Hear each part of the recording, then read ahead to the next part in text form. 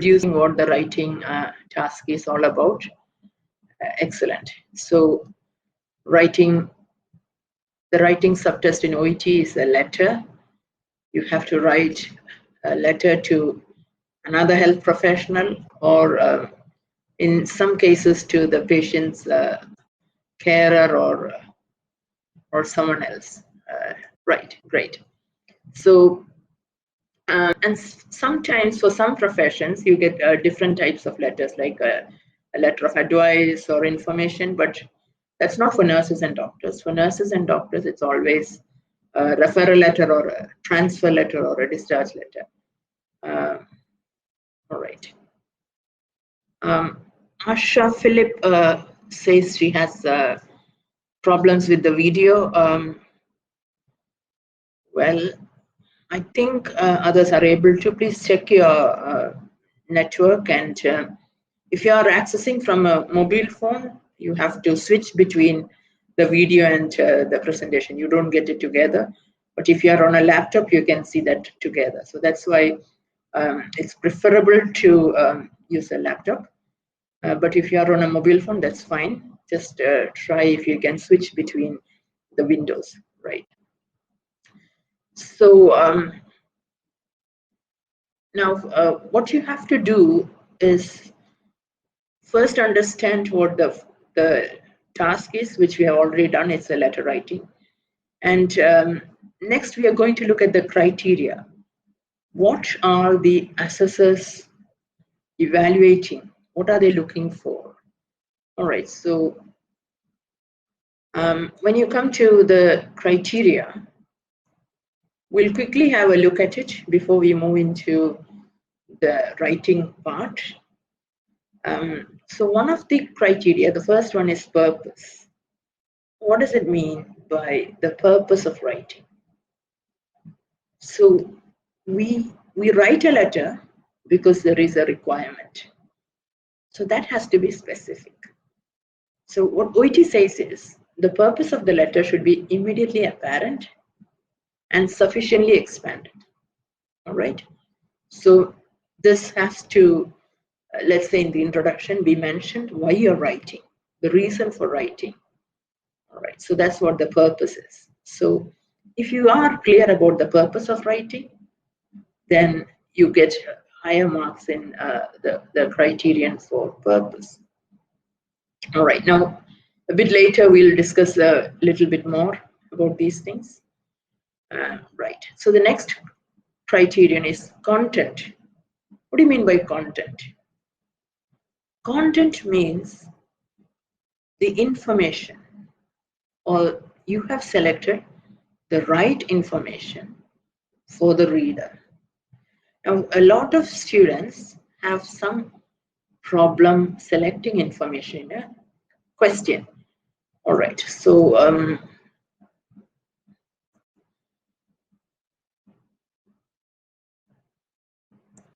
I'll show you the task which we'll be doing a bit later, so that we can analyze that in detail.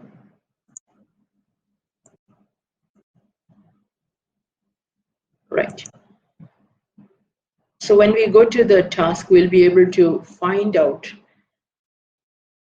which aspects are important for each case note. Please remember that when you get a set of case notes, you don't have to include all the information in that. So if I may ask you, can you tell me in the chat box, who do you think is important? Who is the important person when you're doing a writing test?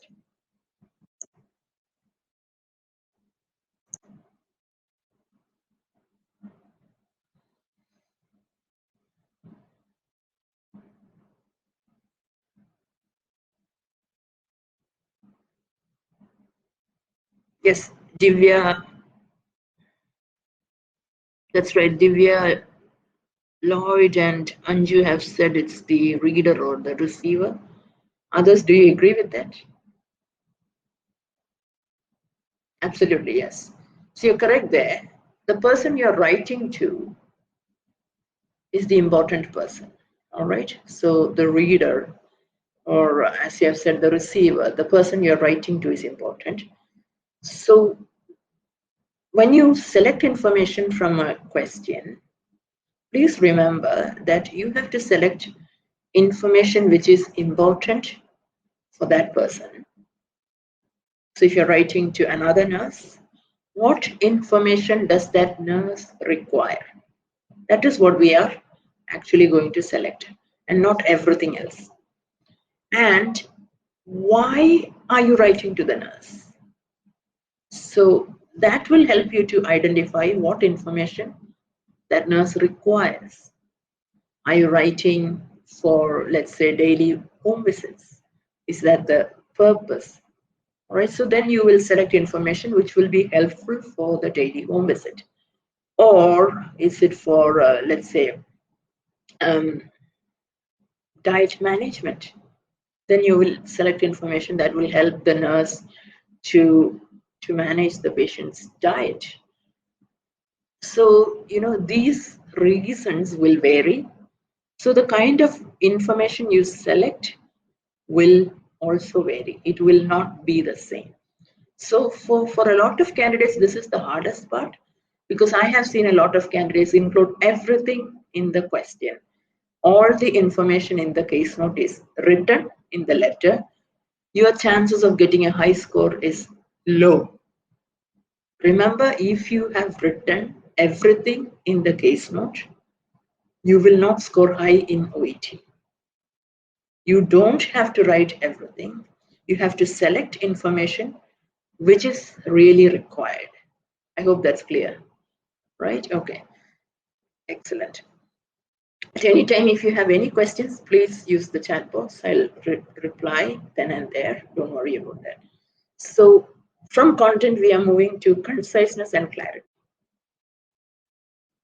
What does that mean? What is conciseness and clarity? Well, it says not including unnecessary information. So in content, you are making sure that you include necessary information. Sanoob is asking about the word limit. I'll come to it in 1 minute. All right, let me just finish this off. Yeah. So content is about the right information. Conciseness and clarity is about not including unnecessary information. All right. And proper summary. Are you summarizing the information properly? All right. You don't have to write the whole narrative. Especially in some areas, you have to summarize. Right. So Sanu was asking about the word limit, and basically OET says it's roughly 180 to 200 words. But having said that, assessors are not counting words like 1, 2, 3, 4, 5, 6. They will not count the words. What they count is information. And this is very important for all of you. OET is not going to count the words. They will count information. So if your letter has, the word limit is within the range, like let's say 180 words, which is perfect. But if it doesn't have the required number of, information or pieces of information, then you may not score. But imagine your letter is 170 words, which is slightly lower than the limit, but you have included all the right information, then you will get a score. So scoring in OET is not about the word limit, it is about the right number of information. So when we come to the task, I'll be explaining that a little bit. So keep this in mind at that time, or always, especially when you are preparing for the OET test. Word limit is not as important as the number of right information. So it's the pieces of information which is counted. Right. So thank you for that question. And I hope it's clear for all of you. So I give a lot of importance to these two criteria, content and conciseness and clarity, because when you're able to balance these two, the chances of getting a higher score in the OET subtest is really great. Okay, so let's quickly move on to the next part, which is the rest of the criteria. Now there is a criteria called genre and style. Now what does that mean? Genre and style. So it's about the tone and register, use of abbreviations, etc. All right. So what do you mean by tone and register? We are writing a formal letter. All right. So we will be using language which is formal, which is appropriate. Right from the title, the salutation, everything has to be formal. Right. So we don't say like, "Hi, nurse." We don't do that. All right. We write like, "Dear nurse" or "Dear Miss Josephine." Right. So the formality has to be consistently maintained. You can't just start with the formal tone and then in between use language which is informal. Words which are informal should also be avoided. All right, so that's important. And the tone as well. So it also depends on to whom you're writing. If you're writing to a health professional, it should be on that tone. And so is the case of abbreviations. Remember, you don't have to write a lot of abbreviations. It's not a good idea to write too many abbreviations, but there are some situations when we can include some abbreviations, such as when the abbreviation is very common. Let's say we usually write an MRI scan. It is abbreviated generally. We don't write a magnetic resonance imaging scan. No. So you don't have to expand it. Just write MRI because it is common. All right. But there are some abbreviations which are not consistent. Let's say atrial fibrillation. You have two abbreviations like AF or AFib. So avoid such abbreviations. But you can use abbreviations if you're writing to a specialist and or any professional, and the abbreviation is related to that profession. Let's say you are writing to a cardiologist, so you can write abbreviated terms like a STEMI because it's part of their specialty. All right, but otherwise try to avoid abbreviations. Don't use abbreviations so that it reduces the word count. No. Places where you have to expand, it's definitely better to write the expanded form. All right, great.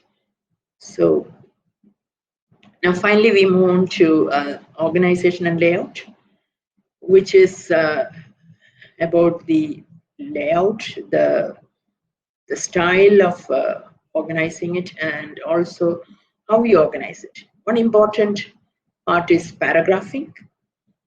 How many paragraphs do you think are right for an OET letter? Please answer in the chat box.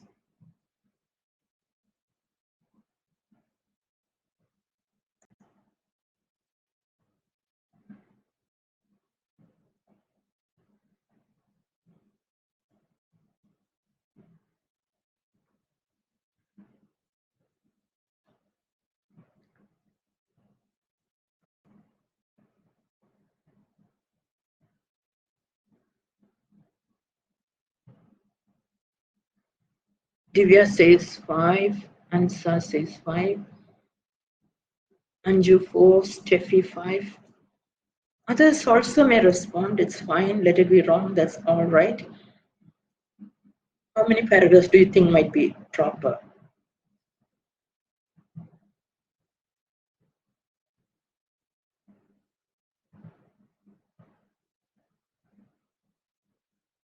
All right. So many of you feel it's either 4 or 5. Brilliant. But having said that, there is no exact count for paragraphs, right? what you have said is right. Usually it would be, yes, Danimal says 3 to 5, perfect. Usually it is within that range. We may not write a letter with, let's say, 6 or 7 paragraphs. It would be like each paragraph would be too small and may not look good. But having said that, there is no rule on how many paragraphs you have to write. It is about how you organize information. So each paragraph can have a particular idea or a main set of information. For instance, if it is about the admission, so you may write about the reason for admission, etc., right? Or you may write about a condition. So it also depends on how you decide to write. Is your letter going to be in a chronological order, or is it going to be based on a theme, or is it going to be like a problem based? For instance, you have let's say you have a patient where there is an emergency admission, right? So in that case, it will be inappropriate to start with a chronological order. Like 3 years ago, this patient had this problem, and then it was treated with this, etc. And that is not a good idea, because when you're writing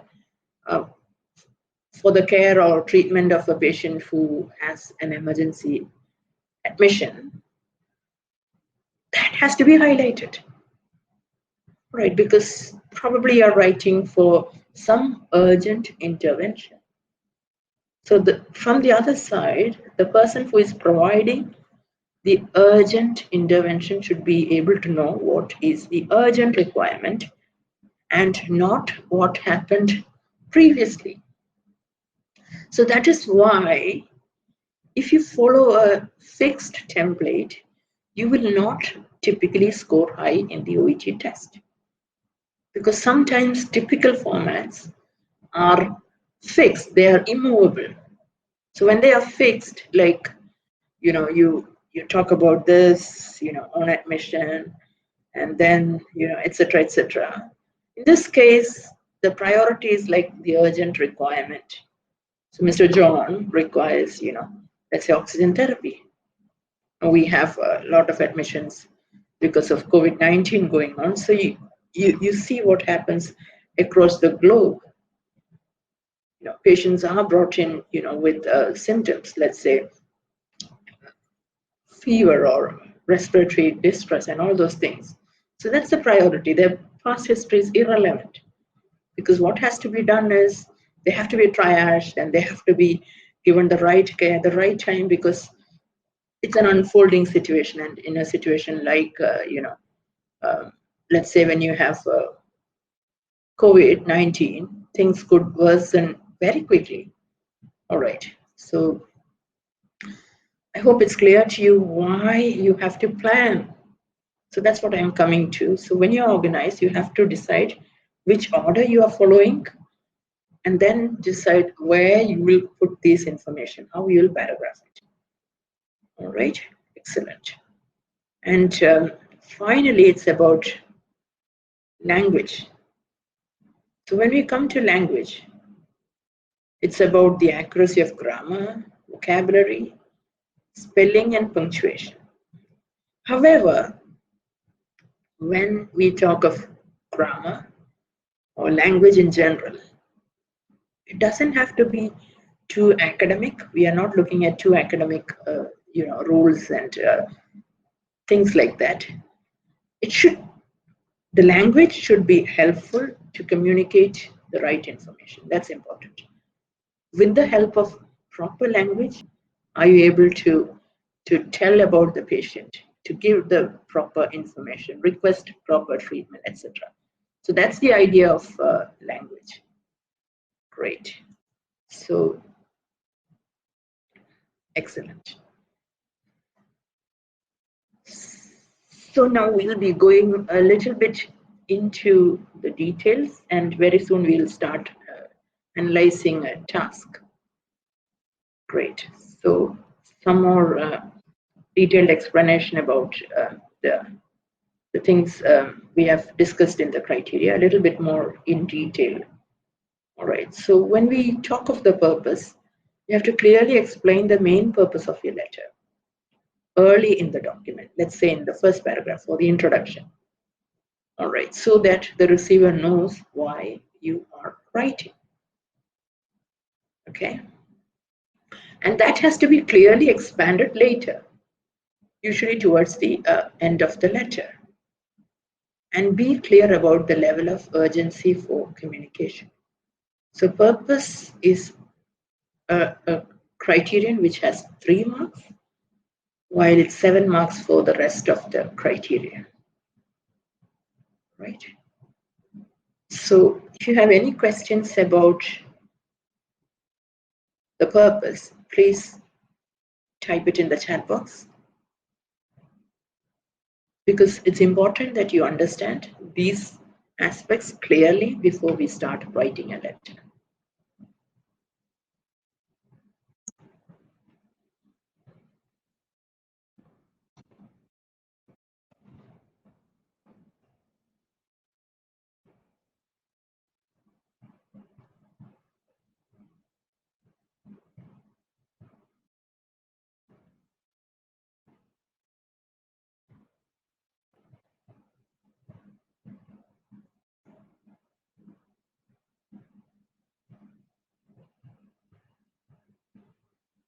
Sunu is asking if we have to include the patient's admission date.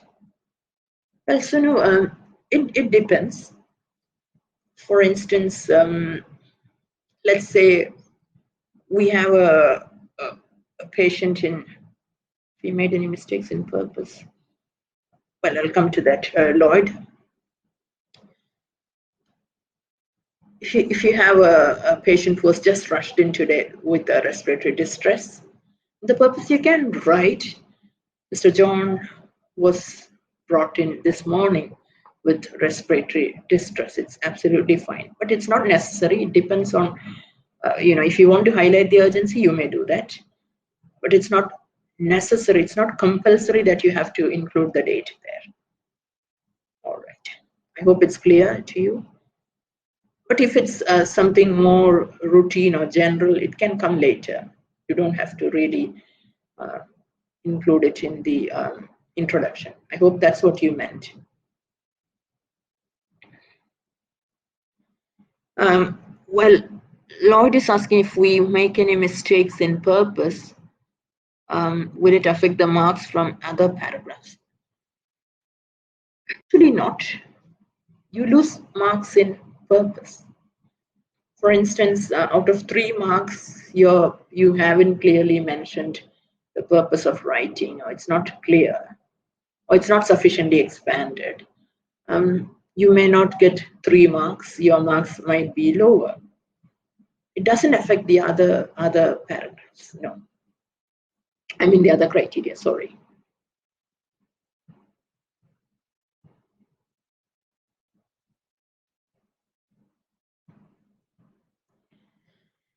If you can write, I write this letter too. Nothing is wrong with that. I prefer a more softer tone, like I'm writing. Personally, I would consider I write to be a little bit harsh, not very appropriate language-wise, but nothing is wrong in it. It's up to you, but yeah. Or you can go directly, like Mr. John, or if you're writing to, let's say, the GP or a nurse who knows the patient, you can even mention your patient, John. You can start in such ways as well. That's fine. Again, it's not a very hard and fast rule, like this is okay and this is not okay. It depends on how you write it as well.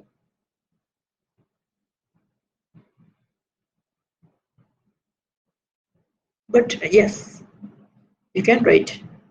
That's fine. Okay, great. I hope you don't have more questions on purpose.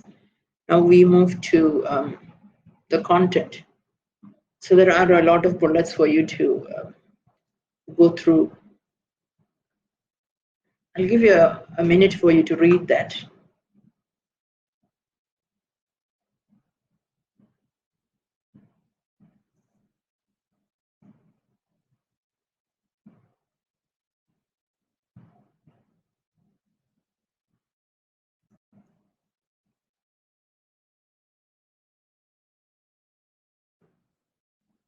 Okay, so as we have already discussed, the content is about the reason for writing. All right, we are not summarizing the whole question. We are not summarizing the whole case notes. Now, please remember, this is very, very important. You don't have to include all the information. If you include all the information, you will not get a high score. If you want a high score, select information which is important and omit. Do not include information which is not important. All right, so that's what the next bullet says. Focus on important information and minimize incidental detail. All right, so focus on important information. Incidental detail is the minor details which sometimes you include.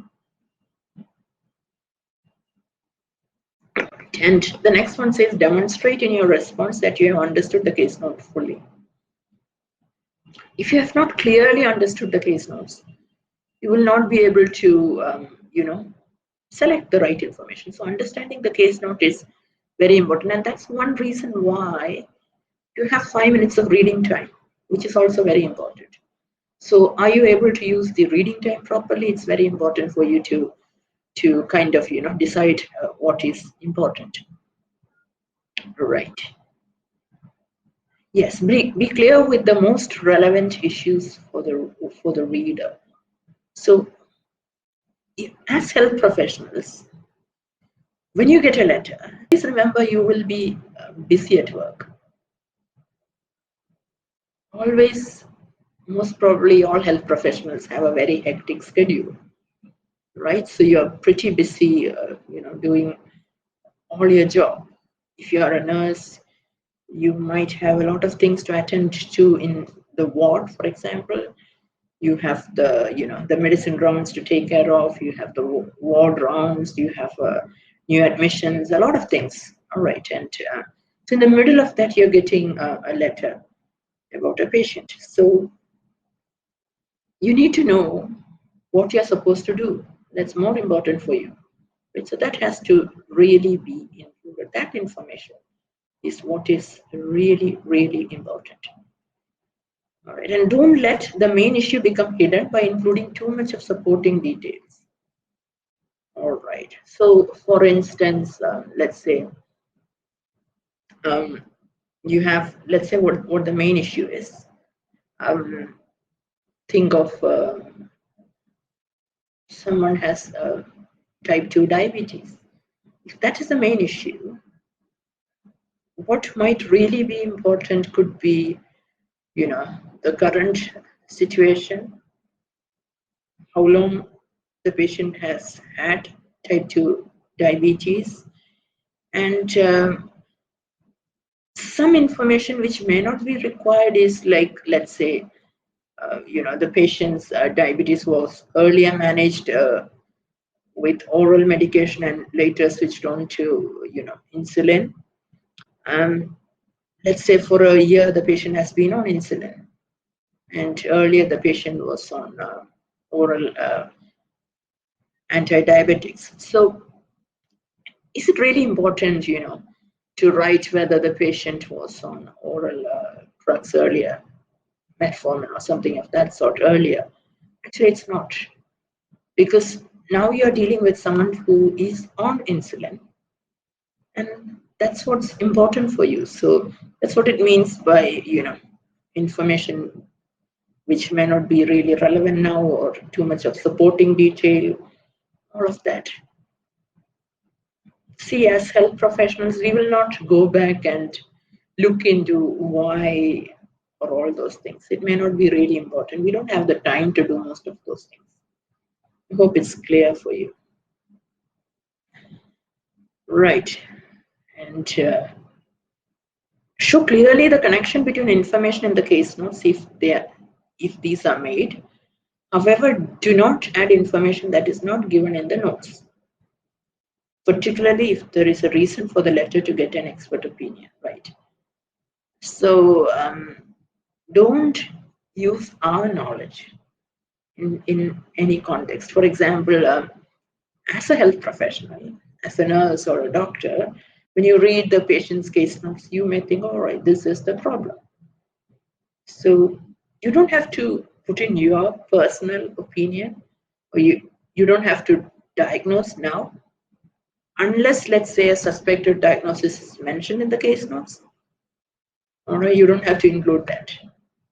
Okay, but if it's already included in the case notes, you can.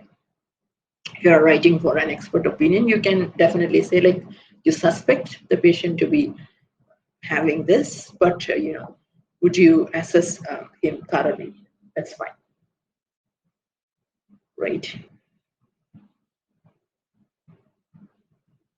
Okay, take relevant information from the case notes and transform it to fit the task set. So our job is not to just include something, take something from the case notes and just put it in the letter. We'll have to transform it so that it fits appropriately. We have to collect information from different parts of the case notes and put it together. All right, so all of that is important. Great. So yes, and if the stimulus material includes questions that require an answer in your response, be explicit about it. Don't hide any relevant information in a general summary of the notes provided, right? An example would be, let's say, the patient had, unstable, breathing pattern, right? You have to be very specific about it when you write. And don't just generalize it, some breathing difficulties. That's not appropriate. Great. Yes. So, and finally, write enough so that the reader would be accurately informed of the situation. Don't mince words when you're dealing with very important information. I hope you get it. Okay, so let's now move on to conciseness and clarity. So content and conciseness and clarity, as I've told you in the beginning, are very important. So avoid writing too much. That's a problem you may face. You have the tendency to include a lot of information. If you select the case notes carefully, you will naturally end up within the guided word limit. So Sanud was asking me earlier about the word limit. Now, this is another insight. I told you word limit is not very, very important. But having said that, when we select only the required or relevant or important information, naturally, automatically the word limit will be within that range.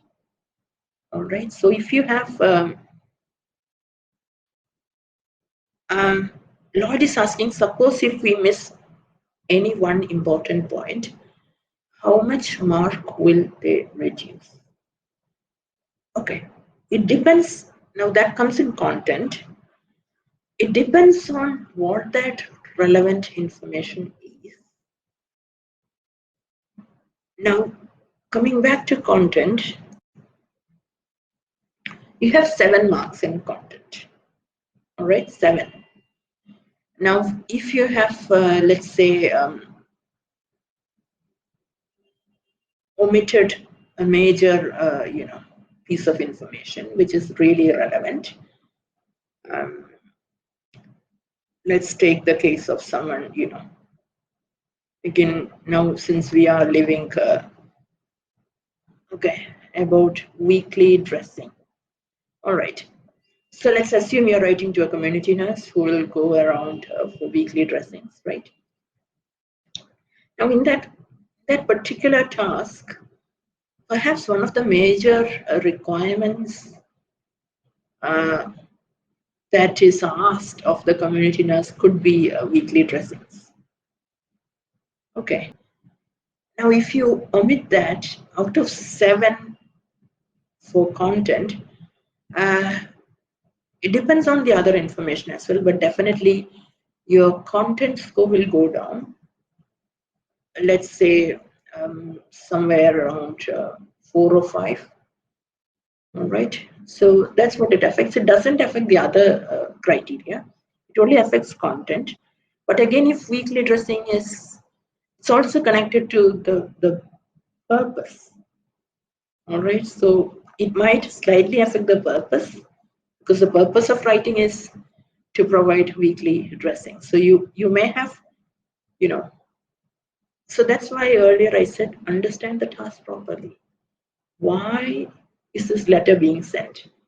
Is it for the community nurse to provide daily dressings or weekly dressings, as you have asked? In that case, that is very important, because the purpose of writing is connected to the weekly dressings.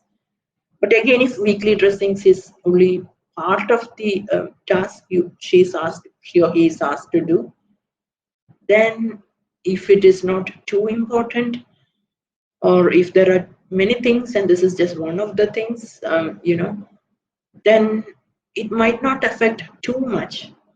But having said that, your example about weekly dressings is indicative that it is important. Let's assume that in a question that is very, very important, because a nurse who skips weekly dressings of a patient who might have, wound dressing to be done, might have had an ulcer or something of that sort. Now, the nurse going and not attending to the dressings might have a major implication. It could lead to, clinically, it could lead to major problems. Imagine the patient's dressings have not been done properly on time. It could, exacerbate the infection and might lead to other complications, sepsis for that matter. So that's very, very important clinically, and that's why selecting the content is very important. So yeah, it doesn't affect the other scores much, but these are all interconnected. All right, great. So hope it's clear for Lloyd and for others. Thanks for asking that. Yeah. So coming back to conciseness and clarity, yes, the next point is avoid using a formulaic response. I told earlier. So formulaic response is the template. So don't have it in your head that this is the way a letter is, like first paragraph is introduction. Yes, of course, the first paragraph is an introduction. But I have heard a lot of wrong ideas, which goes all over the place. Like, the introduction should have only, let's say, these many lines, and the next paragraph should have 10 lines or 5 lines or whatever. That's absolutely wrong. See, OET says don't avoid using a formulaic response. If anybody told you that the first paragraph is 5 lines or whatever, next paragraph is 10 lines or whatever, next paragraph is 12 lines or whatever, conclusion is 6 lines or whatever, that's absolutely wrong. Tell them this information is against what OET says. OET says avoid using a formulaic response. All right, now this information is available on the OET's website. So if anybody wants to verify, you can absolutely do that. If you include elements that do not fit the task, it indicates a lack of flexibility in your writing. For example, if you kind of use a formulaic response, you by heart something, let's say you always include on admission, but imagine the patient is not admitted, all right, then it doesn't fit there. So that could be a big trouble, because the patient was never admitted, was just seen in a clinic. Or can you write on admission without admitting a patient? that's a big blunder for that matter. So that's the problem of depending on a very formulaic response. Excellent. Right. So, yeah. Don't include information the intended reader clearly already knows. For example, if you are replying to a colleague or, who has referred a patient to you, or you're writing to the patient's general practitioner, all those situations, some information would be known to the reader. So like in the case of, somebody referred to you and you're writing back, then what is important would only be, what happened after the referral.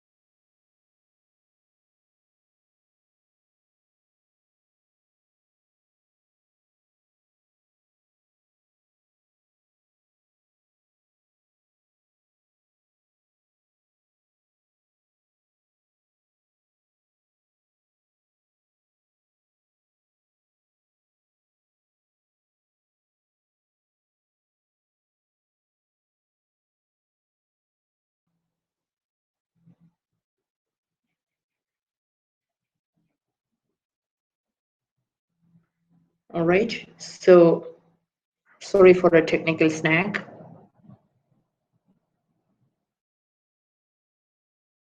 I hope I'm audible back to you.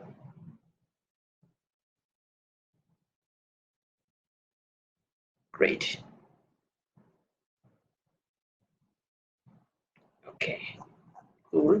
So we were discussing about, yes, you're writing to the GP or someone like that, then in which case, they already know. Or I was talking about the instance when you have someone like, a colleague referred a patient to you, in which case, again, what you're going to write or what is required, what the reader needs is just what happened, while you are treating or you are caring for the patient, and not nothing which happened or part of their medical history when they were, before they were referred. So all of that is not really important at all. All right, so, okay, right. Hope it's clear to you, because this is one question which a lot of you sometimes have regarding, writing to the GP, what information they might need and all those things. Excellent. All right. Any questions in conciseness and clarity? Please put it across.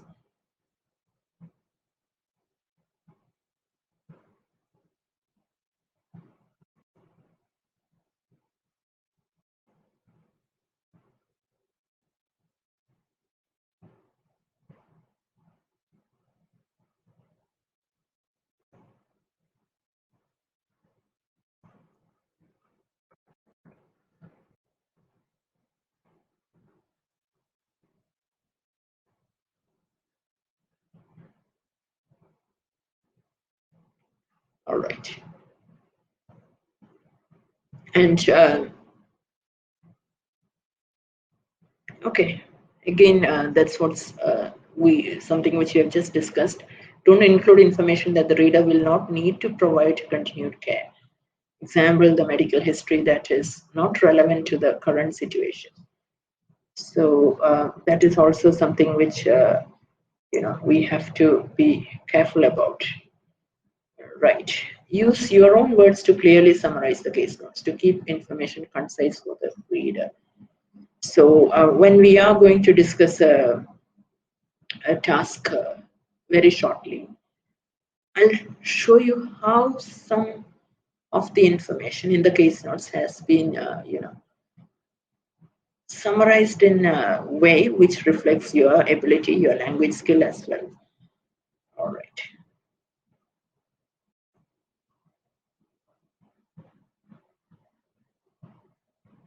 Okay. Moving on to genre and style, we'll be quickly going through these because we are very soon going into the writing task. Okay. So remember that all professional letters are written in a relatively formal style. That's important. Avoid informal language, slang, colloquialisms, idioms, etc. All right. So we say thank you instead of thanks a lot. Yeah. Don't use SMS language. Be careful about it. Unknowingly or accidentally, you might include that. Give the correct salutation. All right. If you're told the recipient's name and title, use that. So if the writing task tells you, address your letter to Dr. John, please use that instead of writing dear doctor, right? Show awareness of your audience by choosing appropriate words and phrases. So if you're writing to another health professional, you may use technical terms, yes, and abbreviations. We already discussed that a little bit earlier, but if you're writing to a lay person, it would be entirely different. Okay, so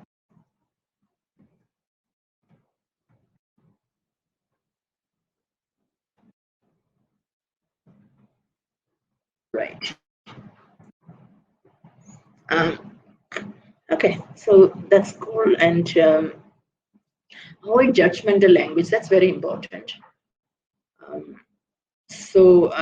Now this is important in speaking and writing. For instance, you can't write, he is a smoker. It's judgmental. All right, and instead you can use he smokes a packet of cigarette a day, which is non-judgmental. Can you think of some more examples of judgmental language? Please chat.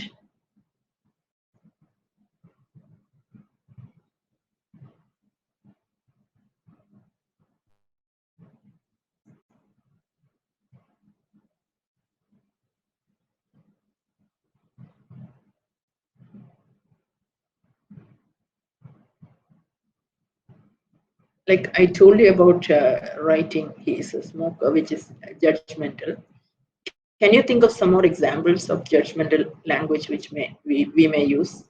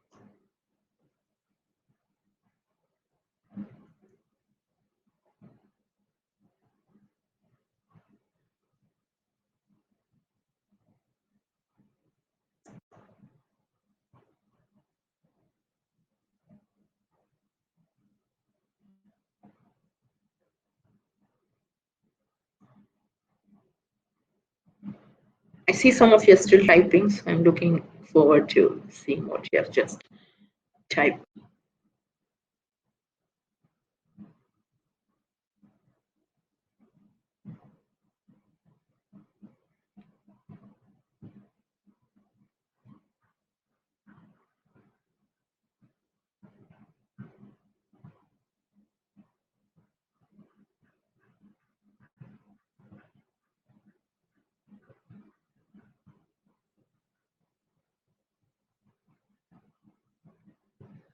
Okay, so I'll respond as I get your comments.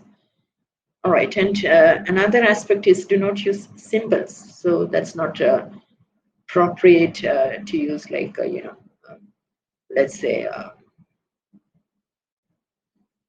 you don't use an arrow to show that something was elevated. It's not a good idea. Right. And we already discussed the importance of or how to use abbreviations. So I'm not going to touch that now. Right.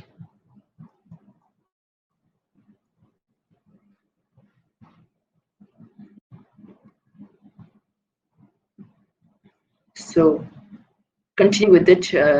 Prioritize the prioritize the patient or the treatment over who provided. For instance, sometimes we don't really have to kind of include who did it. Rather, what was done would be important. All right. Yeah, an example is also given. IV morphine was commenced post-operatively. That's more appropriate than telling, like, I commenced the patient on IV morphine post-operatively. It doesn't matter whether you commenced the IV morphine or a colleague commenced it. It doesn't matter. What matters is that the patient was commenced on IV morphine, and that's important. All right. So refer to the patient by name and not as the patient. It is not proper or formal to use the patient. Always in your letter, do not write the patient. That is not accepted. All right. It is different from writing your patient, John. So you're using the name. It's just describing who John is. But don't, use the patient. I see a lot of candidates write letters with the patient was admitted, the patient was administered with. That is wrong. Right. Yeah. Yeah. Letters should be more personalized, and it's not polite as well. All right. Yes. So again, use brackets sparingly. PT says don't use too much of them. All right. And close the letter using an appropriate formal salutation. All right. Such as yours sincerely or yours faithfully, depending on the type of salutation you have, the title, and if the name is known or not. But kind regards is less formal, so it should be avoided.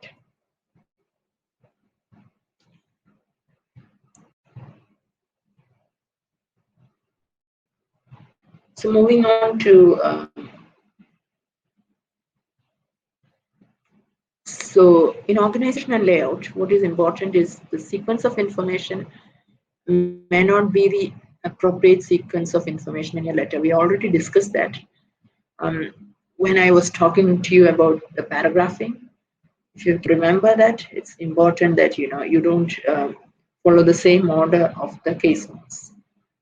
So we were discussing of either, let's say, following a chronological order or based on the patient's condition, etc. All right. And use dates and other time references to give a clear sequence. So yes, you can write like the examples given 3 months later, last week, etc. So if a treatment was done a year ago, you may not have to write the exact date. You can say a year ago, all right, or a few weeks ago is absolutely fine. Instead of write on 5th Jan, you don't have to. The exact date may be required when it's important. Let's say like there was a surgery 2 days ago, then the exact date may be more important, right?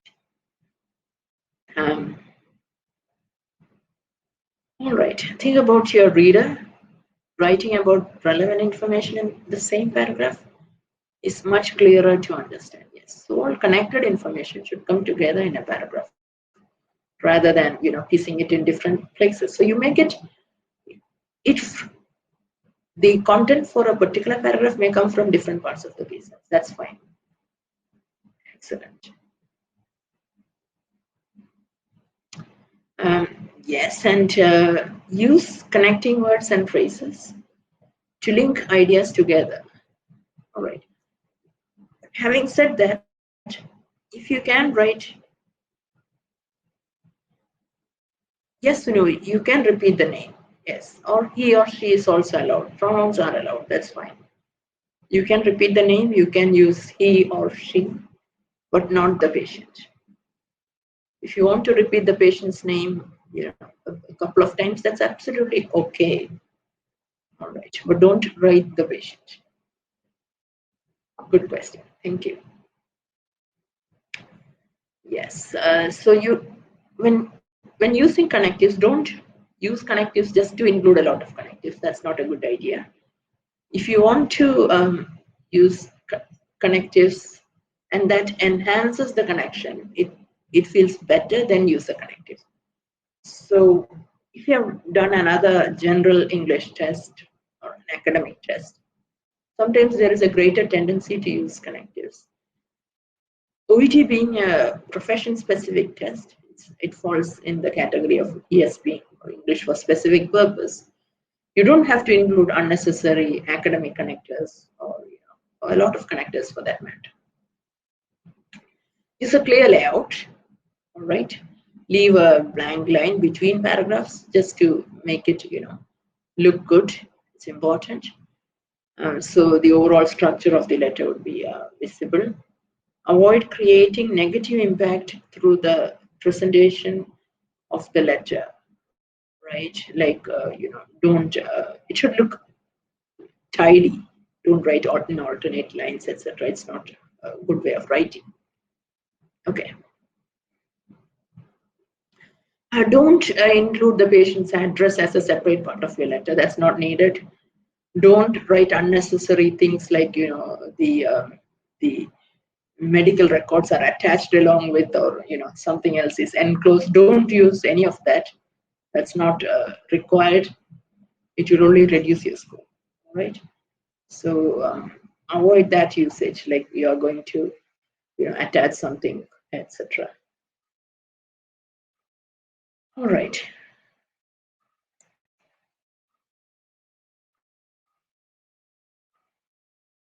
Okay, so we come to the final part, which is language. Show that you can use language accurately and flexibly in your writing. Language is important because if you use wrong language, the patient may not get the proper care. So in that context, language is indeed important. Use language naturally.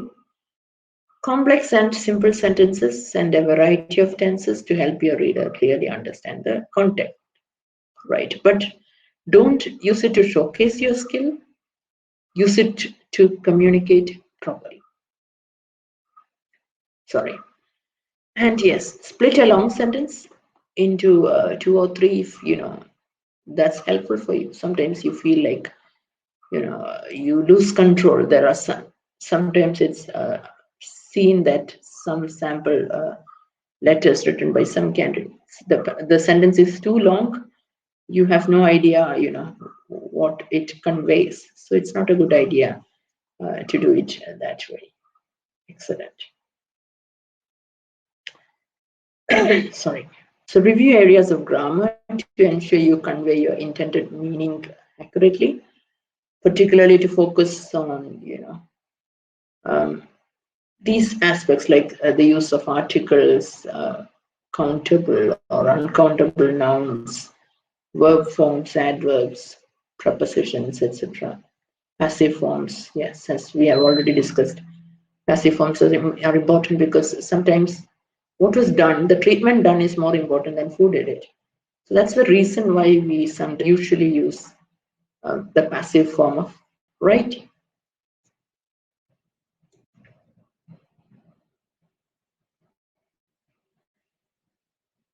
All right.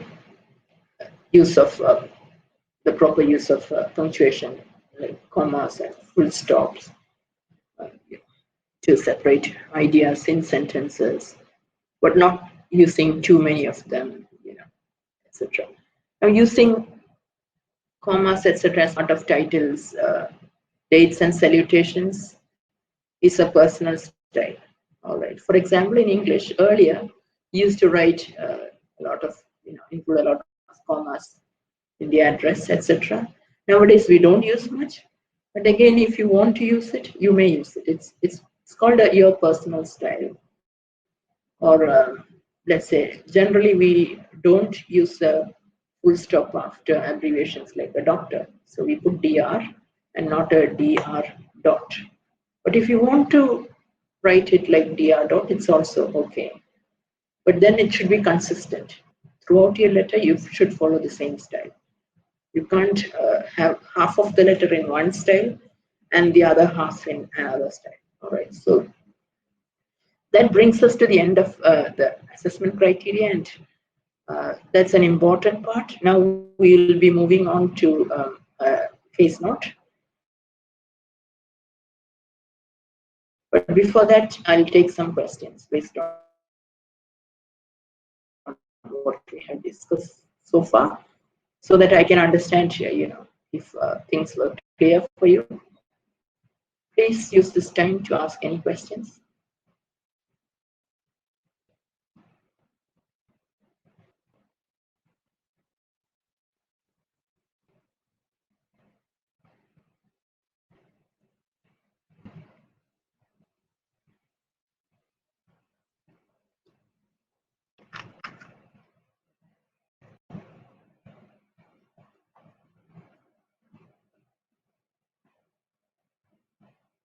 Spelling mistakes, minor spelling mistakes may be ignored, but again, it depends on the kind of spelling mistakes you create. It comes in language. Just because you have made a slight spelling mistake, you will not be penalized.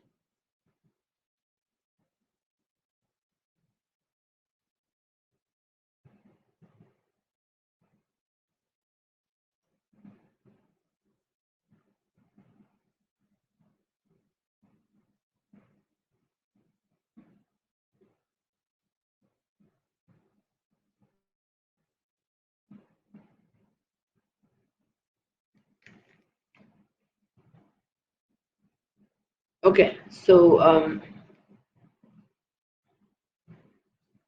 if you don't mention the gender of the patient, well, try to kind of analyze from the names. Usually it would be generic names, whether it is a male patient or a female patient. All right, and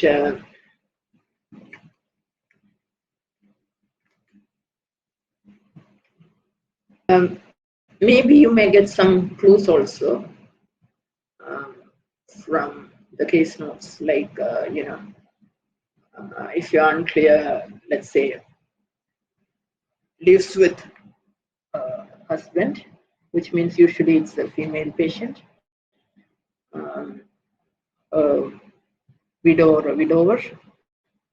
Again, if it's a widow, it's a female. Widower would be a male. So those are the things which you can kind of try to make out if you don't understand from the name whether the patient is male or female. All right.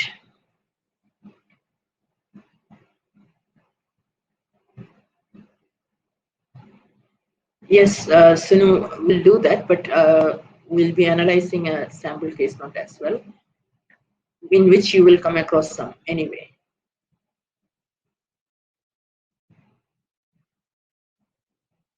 Well, Minu,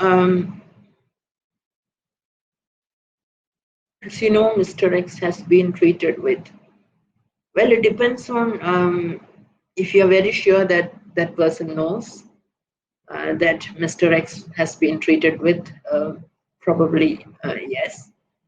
But again, it sounds a little bit informal, like maybe when we casually talk, you can say, as this was done, but it doesn't sound very formal. So probably maybe you'll have to slightly change it. Yes. If age is not mentioned,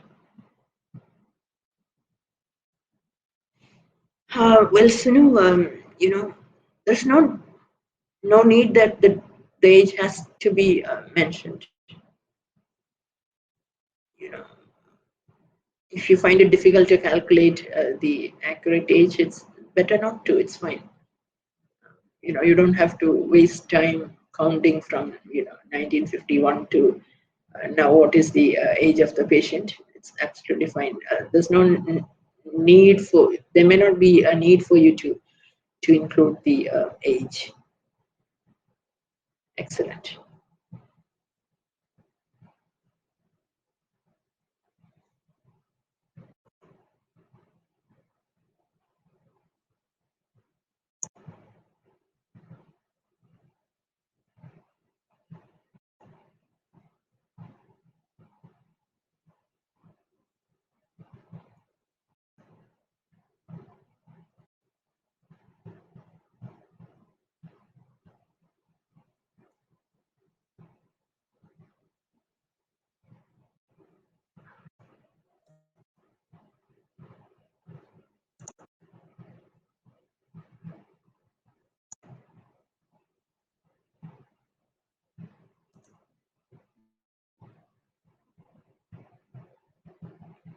So on the screen, you have a case note, a sample question for you to analyze.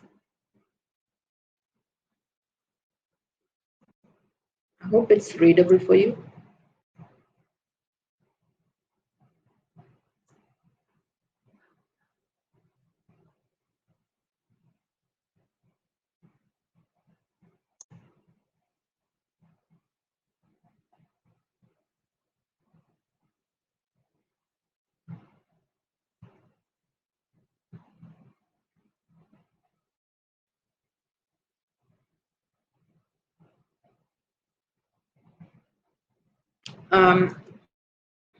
Well, Minu is asking, I'm writing to update about Mr. X, a patient of yours, who requires. Yes, you can start like that, but there is a slight grammar problem there because you have written, requires. It should be who requires. I'm writing to update you about Mr. X. Or maybe you can, better put it like, I'm writing to update you about your patient, Mr. X, who requires, da, da, da. Yeah, that's better. Okay. Nino is asking if they reduce marks for grammatical errors. What are the minor and major grammatical errors? All right. Let's say there's no rule like this is a minor grammatical error and this is a major, but see, in OET, grammatical errors become major when it fails to convey the meaning. Or, if you're not able to communicate properly in an OET letter, it leads to, poor treatment or even the wrong treatment or improper care. So that is why, grammar should not hamper or interfere in the proper communication, because in a clinical setting, having the right kind of Communication is always very, very important. All right. Yes. And for example, let's say the patient is on a medication, is on antihypertensives, but you wrote was on. So when you said the patient was on antihypertensives, it means now the patient is not on antihypertensives, which and imagine in another somewhere down the line of treatment, the medications were taken off, right? And that might lead to major complications. So that's when, though it's just a minor tense mistake, it created huge problems in the line of treatment. So that's when it becomes a major concern, right? Okay, so now when we get the case notes, I'm in the first page of the question. Actually, can you tell me which is more important? Which part should you read first?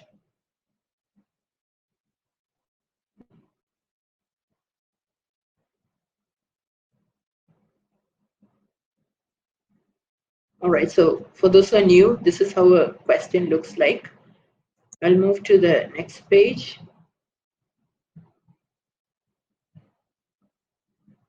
All right, so this is the second part, the second page of the question. Now, what you should be reading is actually, you should be reading the writing task. This is what you should be reading first.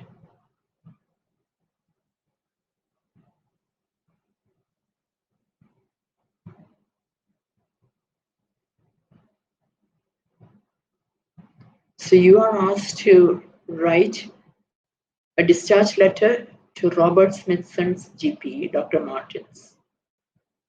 All right, so a patient is being discharged and you are writing to the patient's general practitioner.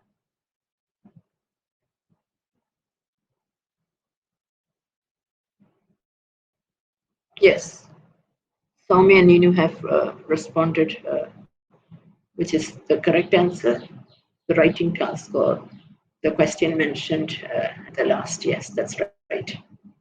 So when you read this, what do you understand?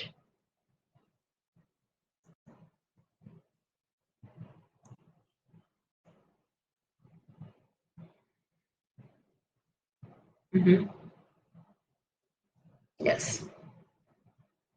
I hope you have finished reading this part. Yes, it's a known case, Soumya, which means when you say, the patient is known, but probably the GP may not be aware of what happened at hospital. There is a clear distinction between, a patient who is known, but the latest incident may not be known. Hope it's clear.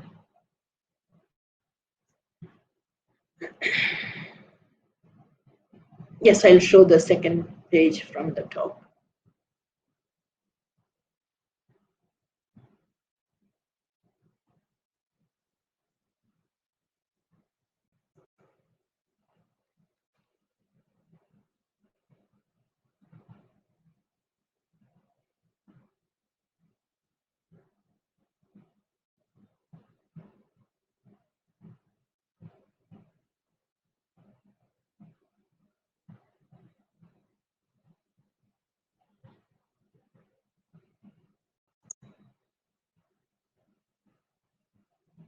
I'll give you 5 minutes to read the question, exactly as in the test. So if you have not been able to follow, I'll come again from the first page.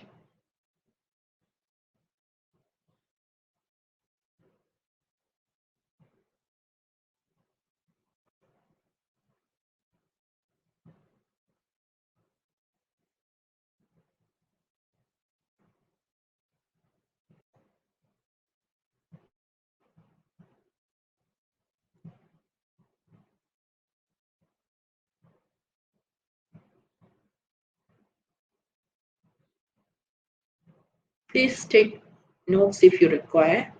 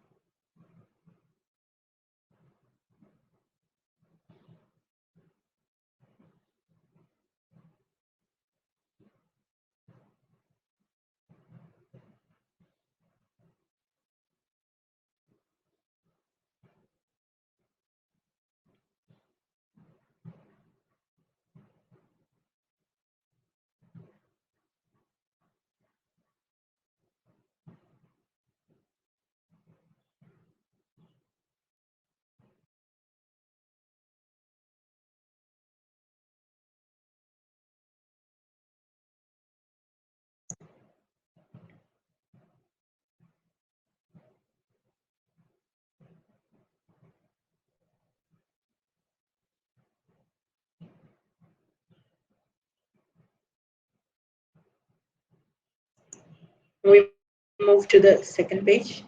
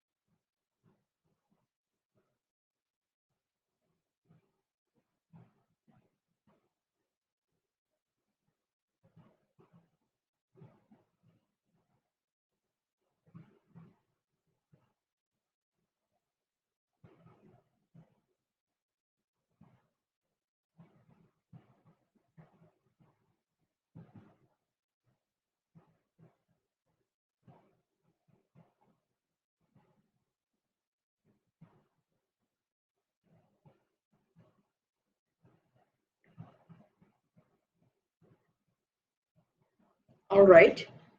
I hope you have read the question by now.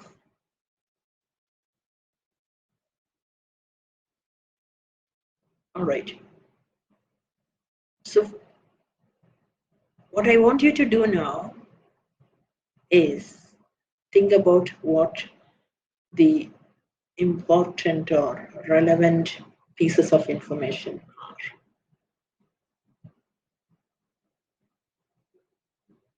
If you want me to turn the pages, please ask me to. I'll do that for you. I'm giving you some time to think and plan your response.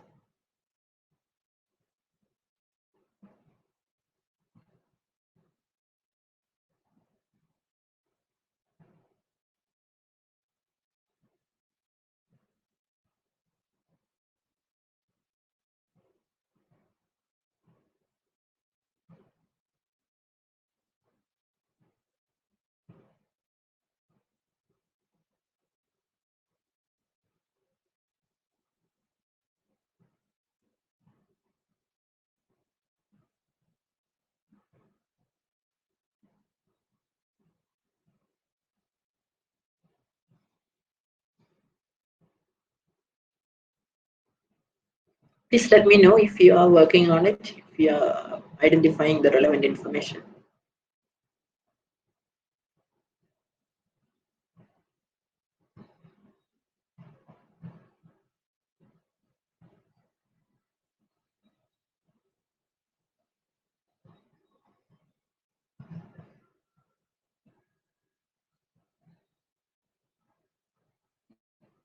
Can you please respond on the chat box?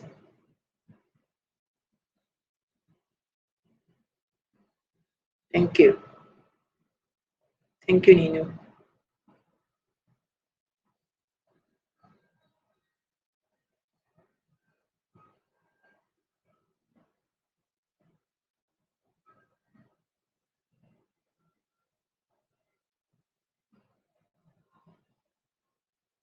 Yes, good to know, Divya and Sunu, Koshi, you are there. Great. Soumya, yes, we'll discuss that in a moment. But generally, let's assume so.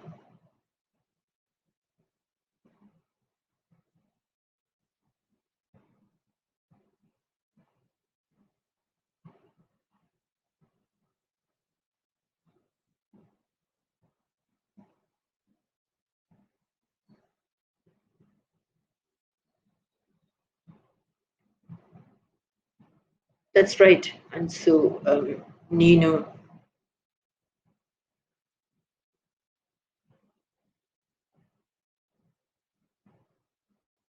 Okay, so I want you to write a letter on your own.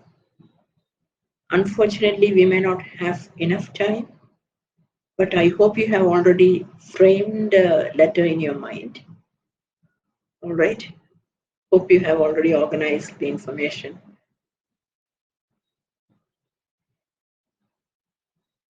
This is the time for you to do that. Think how your letter is going to be, how you're going to introduce.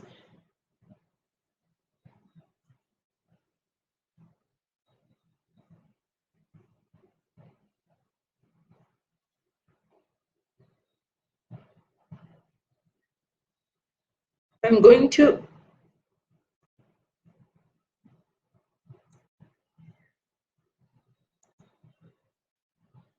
to show you a sample response for this question, a sample answer. Now I want you to compare what you have already done with this sample.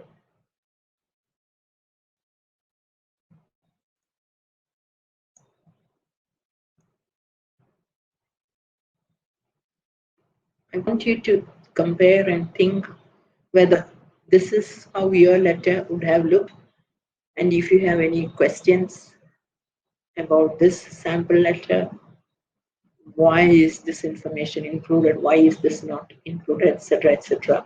We can discuss that so that you will learn how to write good letters like this one.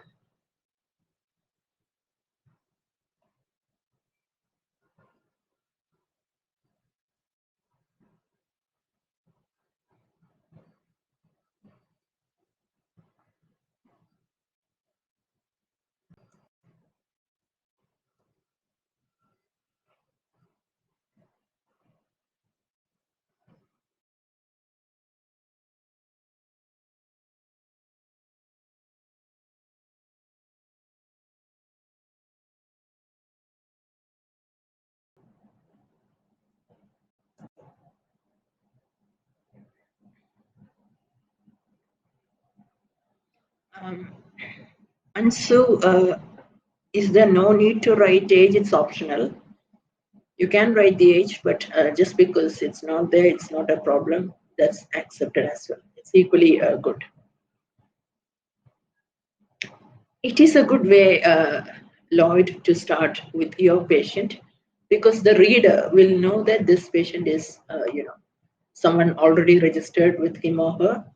So it's a good way to say that your patient Robert Smith. So the GP will know that, oh, this is my patient. Yes, it's a good way to start.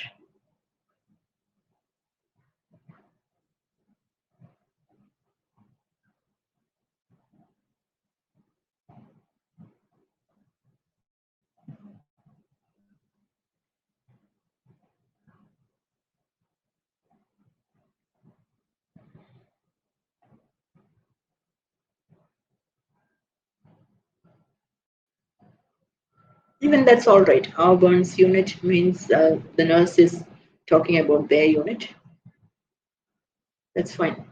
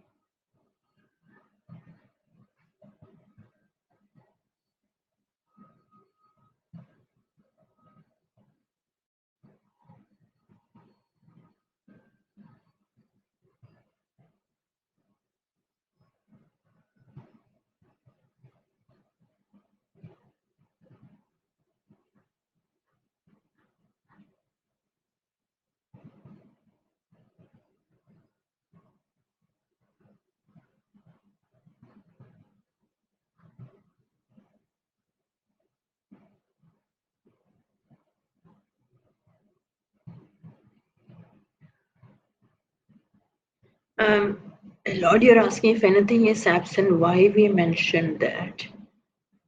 Is it that much relevant? Can you specify what you're talking about? Which absent aspect are you talking about?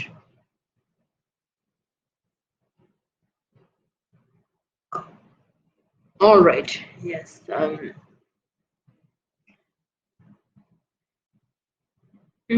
Okay.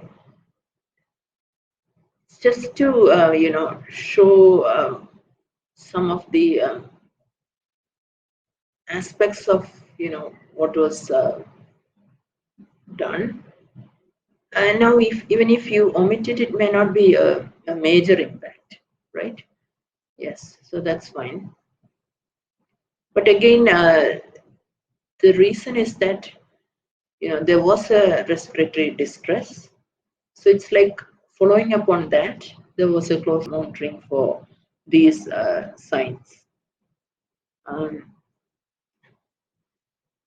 Soumya, there's no need of mentioning the medication because most of the medication was, administered in hospital, right? And we are not talking about any medication which is continuing.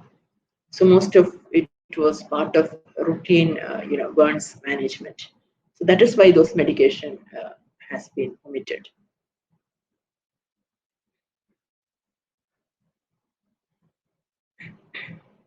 Yes, yes, Sunu, you can use that as well.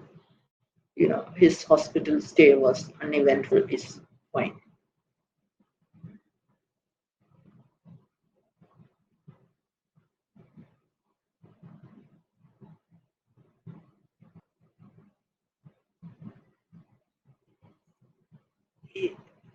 I don't understand what Anju is asking. Can you explain that, please?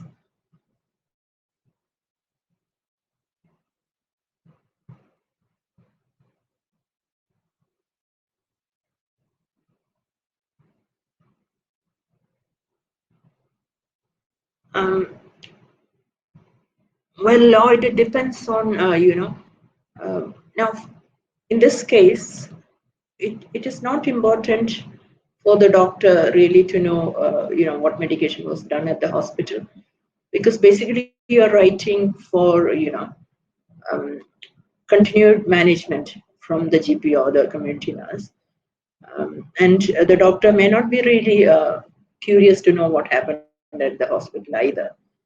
So it depends. If you think, or for instance, some medication has to be continued and then the doctor will have to ensure the compliance of it or review of a medication, then it would be important. So you can't say like if you're writing to a doctor, medication is important or not important. It depends on in what context the medication is being mentioned. Shall we write kindly do the wound dressings regularly for him? Well, See, you don't have to really include kindly always, because it may not be a very, very kind and polite expression in all contexts. So, you can directly ask people to do what they have to do instead of, requesting in a very pleading manner. And again, kindly might take a different meanings, like kindly keep quiet, may not be very polite expression as well.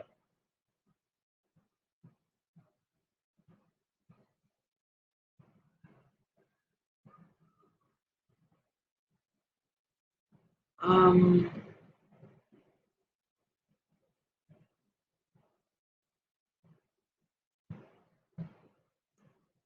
Usage of as in purpose, Sanju is asking.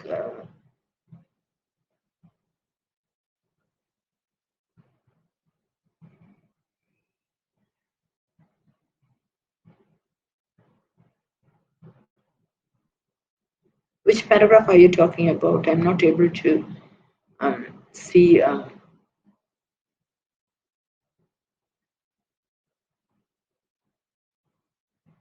So I hope you understood what I've explained about, kindly do the wound dressings regularly for him. Yes.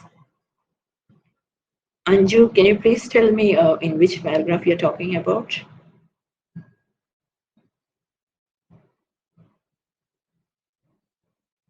Thank you, Ansa. Good to know that you got it.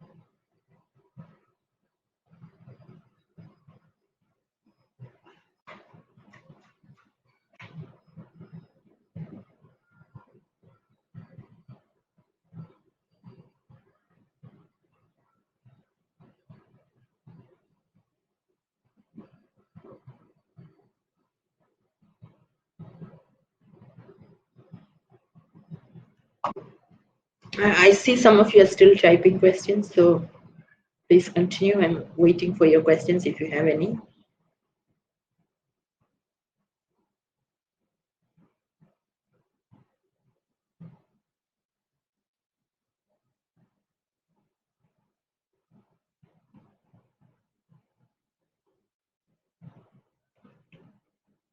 Anjunadin, I'd like to explain. If you could specify a little bit more about what you have asked.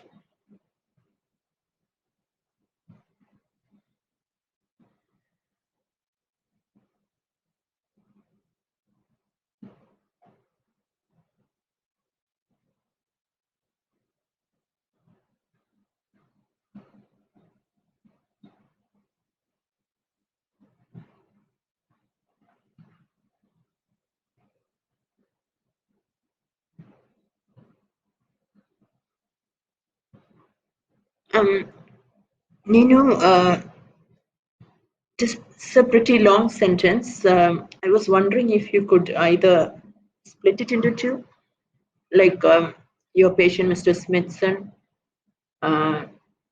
who requires your continuous monitoring, or your patient, Mr. Smithson, will require your continuous monitoring after his discharge tomorrow.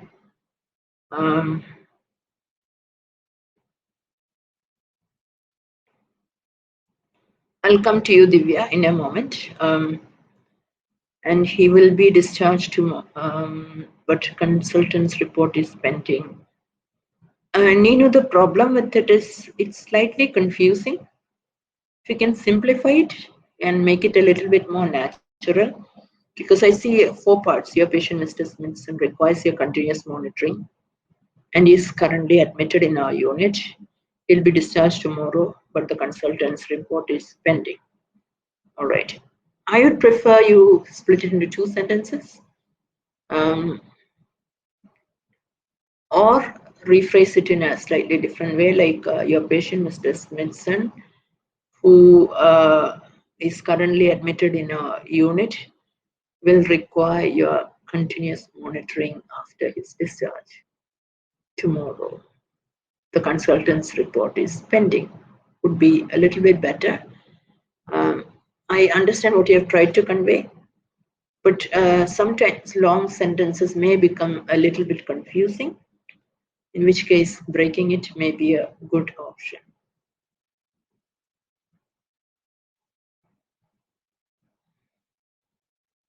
Sunu Koshi, I'll come to you in a moment. Divya is asking, do we want to tell the GP that deep breathing exercise will promote lung expansion and to drain secretion? There is nothing wrong with that. See, the thing is that sometimes, especially if you are a student based in India or many Asian countries for that matter, we have a different way of working, slightly more hierarchical. So we may think like, how can I tell this to a doctor?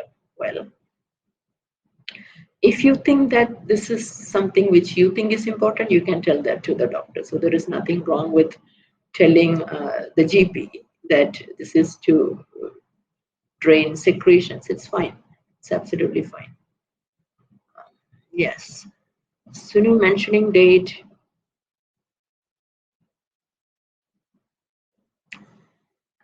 Yes. So generally, you see 2 formats here. Now, when it comes to dates, either you can follow all these formats.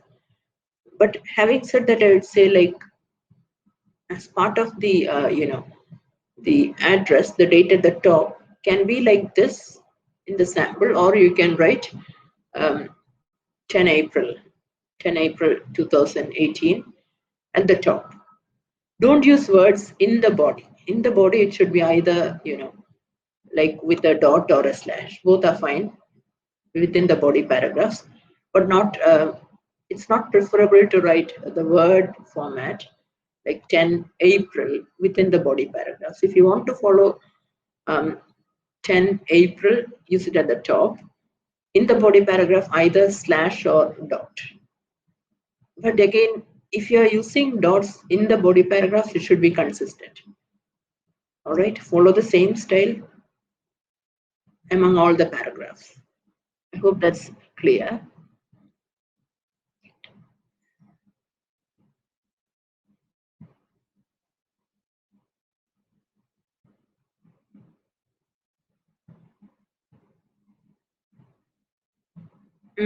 Yes, and I understand. Mr. Tim requires emergency assessment in your provision.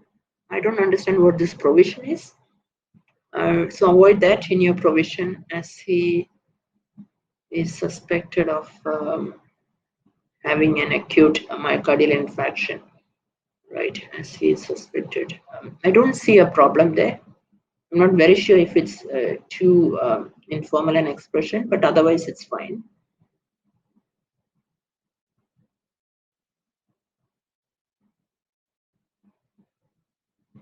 I have more problem with in your provision.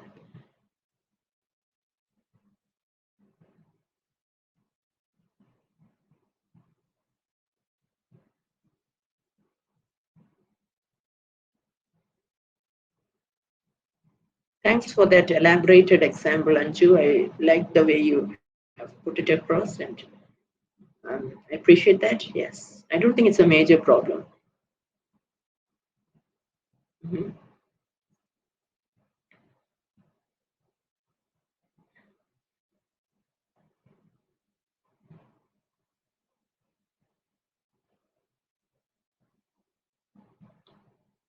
Sunu, I hope I've clarified your question on the dates. Is that clear? And anyone who has asked questions, if you need more explanations, I would be happy to give you that.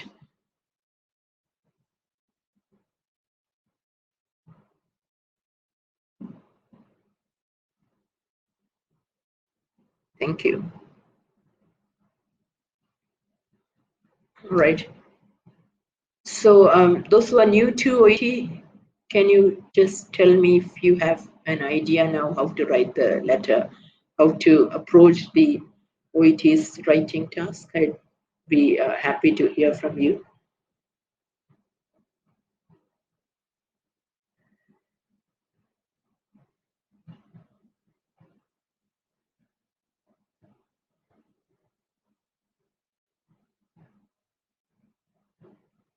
Thank you, Sunu and Nino. Yes, good to hear that.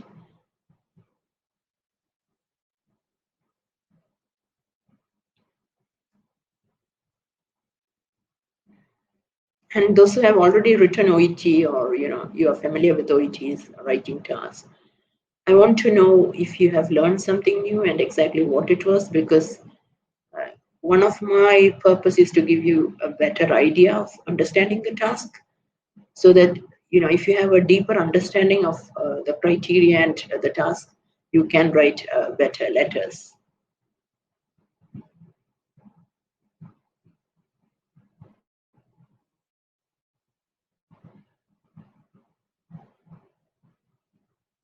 Yes, Lloyd, good to hear that. Can you specify which area you got a little bit more clarity?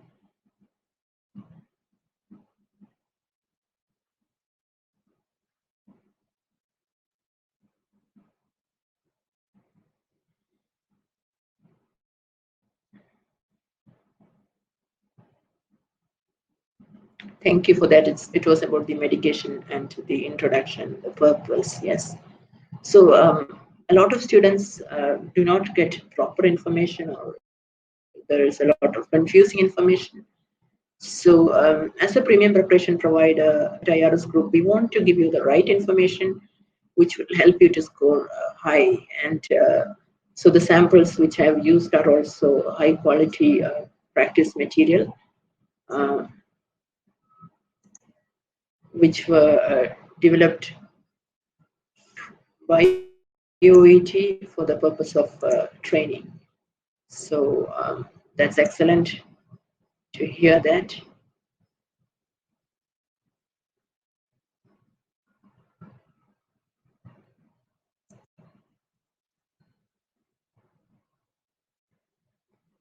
If you have any final questions, I'll take them now before we have a final discussion and roundup.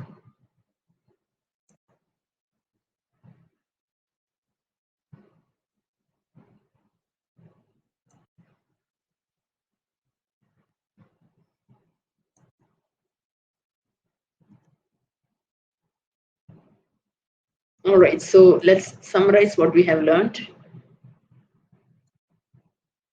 The purpose part.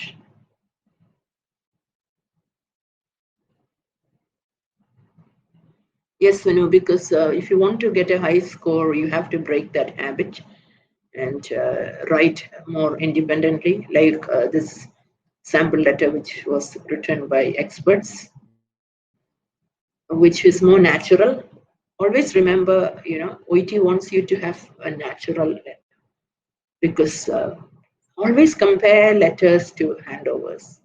As health professionals, all of you are familiar with handovers. So one important aspect is to compare your letter writing task with a handover, and then you analyze all the different handovers you do every day.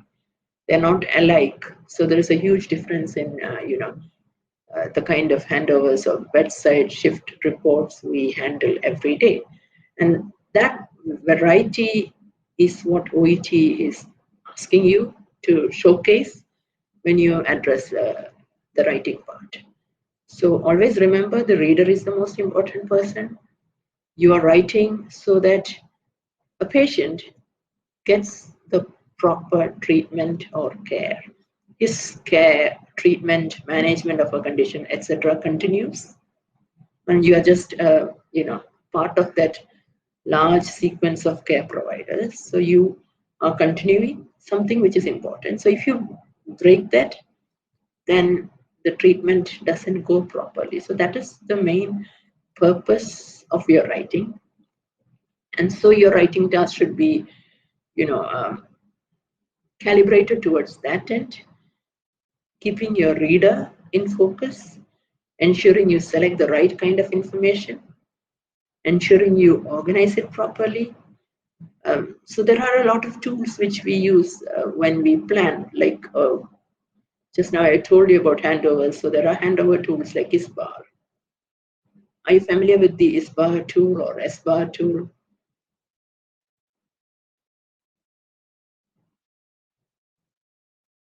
Great. So, those are tools which help you to organize your handover. All right. Now, when I compare ISBAR, it doesn't mean that, identify is one paragraph, situation is another paragraph. No, it's just to help you to organize the information and, so that your handover is well organized. Similarly, your letter is well organized. Excellent. So that's the initial stage. And for a lot of candidates, you have problems with, planning and organizing. So take enough time. You have 5 minutes of reading time at the beginning. If you need a bit more time to plan and organize, it's very important. Please remember that I've seen a lot of candidates rush through and write the first paragraph and then they come back to the case notes. Don't do that. Because if you have written OET test before, there are chances that you fall in that category. You write something and then you go back to the case notes. And that shows that you have not done proper planning, and that may not be a good idea. So before you start writing even the introduction, you should have specific plan. It should be very crystal clear in your mind what you're going to write, what is the priority of information, what information is important, what is not important, the paragraphing, how many paragraphs you have. So once you have that proper plan, then start writing. And so you don't need to spend a lot of time in writing if you spend a little bit more time in planning. Oftentimes the problem is that you think you don't have time, so you write something and then you go back and you spend a lot more time. A lot more time is wasted between writing a little bit of information and then going and reading the question again and again. So personally, I would suggest you have the 5 minutes of reading time. If you need to take another 5 minutes or so for a proper plan to be developed, please do that. That will be really, really helpful for you to have a better letter written. And so as you write, like the sample which we have on the screen has got, as many as, say, 5 major paragraphs and the last closing line as well. All right. It's very natural. The flow of the language is absolutely normal. There is no unnecessary, fixed usages. All right. It's a natural flow of information. Yes, and again, it's clear to the doctor what he has to do. I want to draw your attention to a couple of things. In the case notes, you have seen, 18% PBSA, total, surface area burns. Now, in this, look at the way it has been transformed. Presented with partial thickness burns to 18% of his body. All right, you don't see total body surface area here. So that is the way you have to transform case notes into excellent language. And or for that matter, let's look at asking the GP or the community nurse or the or attending the burns outpatient department.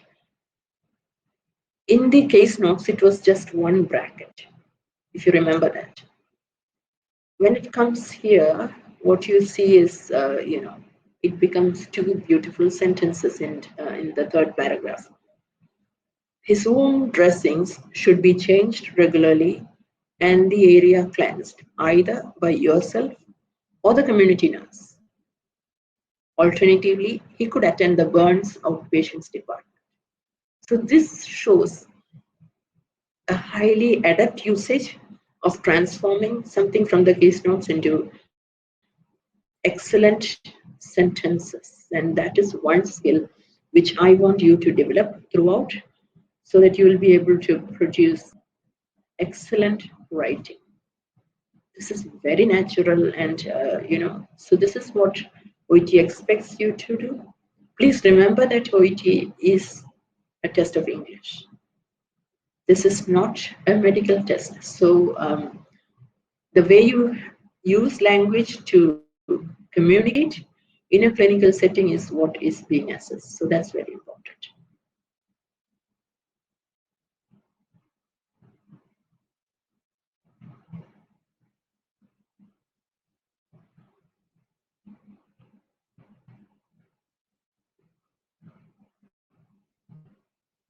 Yes, you're welcome, Ansa. It was excellent.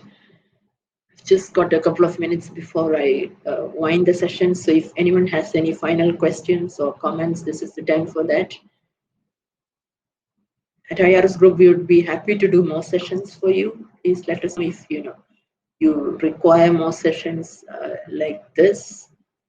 We want to help students wherever you are across the world, based on the level of training which we have had from OET, and as a premium preparation provider, the kind of effort we have made into helping students pass the test with high scores, with excellent language training.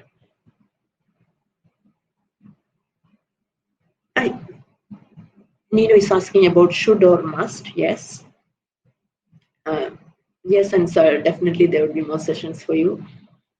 Yes, Nino, it is all right to use should or must, but it should not be in a commanding mode or tone for that matter.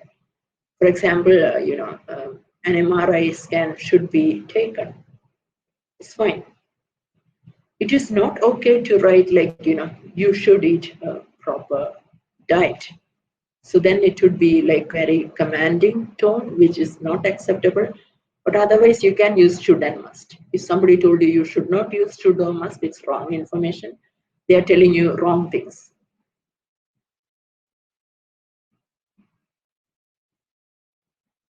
Yes, Sunu and Ansa, yes, we'll be having more sessions for you very shortly. We'll schedule them. And as we all work or study from home, we want to give you a lot of input and also provide a lot of support for the health professionals who are struggling at this point of time across the world. At IRS Group, we all are connected with our entire nursing community, be it in the UK or other parts of the world, in Australia, in Canada, in America, in New Zealand, in the Middle East. And so we really wish all health professionals good health. We urge health providers, governments to provide a lot of support that they require.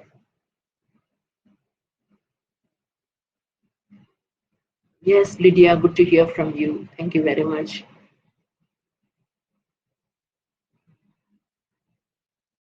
So if you really enjoyed the session, please, after we wind the session, please send in your feedback, as you'll be getting an email requesting your feedback, and also on our Facebook page at IRS Group India.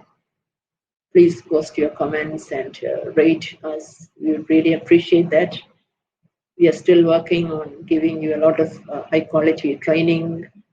We'll have, as you have requested, a speaking session very shortly, more sessions on writing, probably on all the subtests for all of you.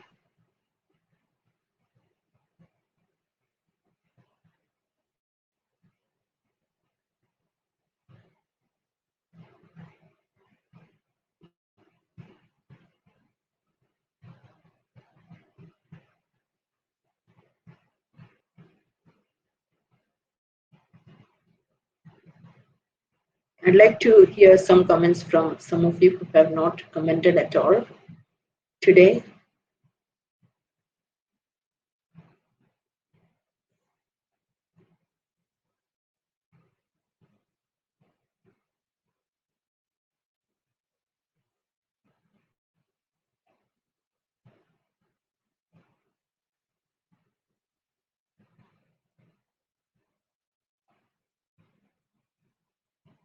You're welcome, Sanu. Thank you, Nino. Good to know that. I'd be happy to do a speaking for you very shortly. You're one of my colleagues. Sure.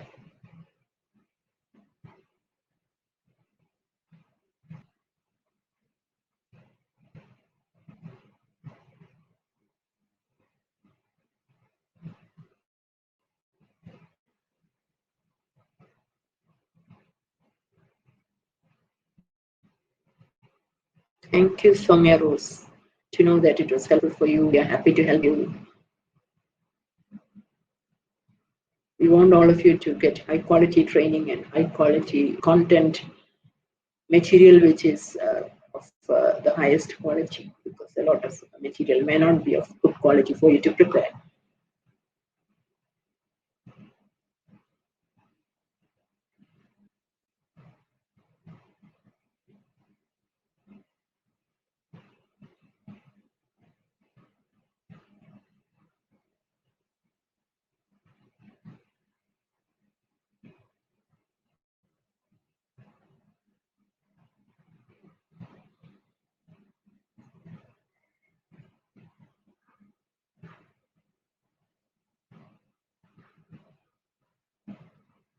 Yes, Soumya, thank you very much.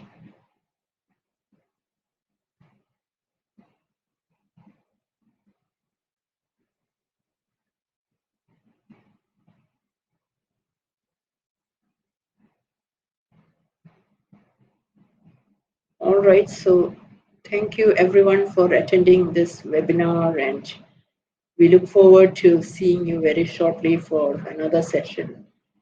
You'll be getting a notification. Thank you, Divya. Thank you, everyone, and have a great day. Stay at home. If you have to go for work, take care of your health as well, and we value your service to the nation, to the community. So our blessings to all of you. Thank you very much.